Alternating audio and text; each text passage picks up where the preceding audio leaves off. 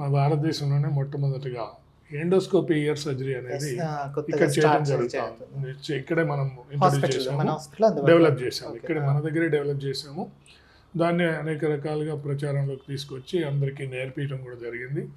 ప్రపంచంలోనే మొట్టమొదటిగా చేసిన వాళ్ళలో మనం కూడా ఈ ఎండోస్కోపీ ఇయర్ సర్జరీ అనేది చేస్తూ ఉన్నామని చెప్పుకోవడానికి మాత్రం మనం గర్వపడుతూ ఉన్నాము.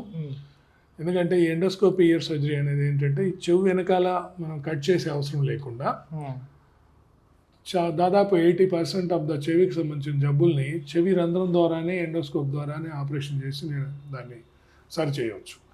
అది మొట్టమొదట నేను ఇక్కడ మన దేశంలో నేను దాన్ని కనుక్కొని దాన్ని డెవలప్ చేసి మా మిత్రులు ఇంకా కొంతమంది ప్రపంచంలో ఉన్న ఒక 10 మందితో కలిసి అందరం కలిసి ఇంటర్నేషనల్ వర్కింగ్ గ్రూప్ అని చెప్పి ఇక్కడ ఫామ్ చేసి నేను బోర్డ్ మెంబర్ని, దానికి ఫౌండర్ మెంబర్ని. భారతదేశంలో నేనే ఒకనే ఫౌండర్ మెంబర్గా ఉన్నాను. ఇప్పుడు ఎండోస్కోపీ ఇయర్ సర్జరీని మనం ప్రపంచంలో మొత్తంలో కూడా ప్రచారంలోకి తీసుకురావడంలో కూడా నా పాత్ర నేను నిర్వహించడం.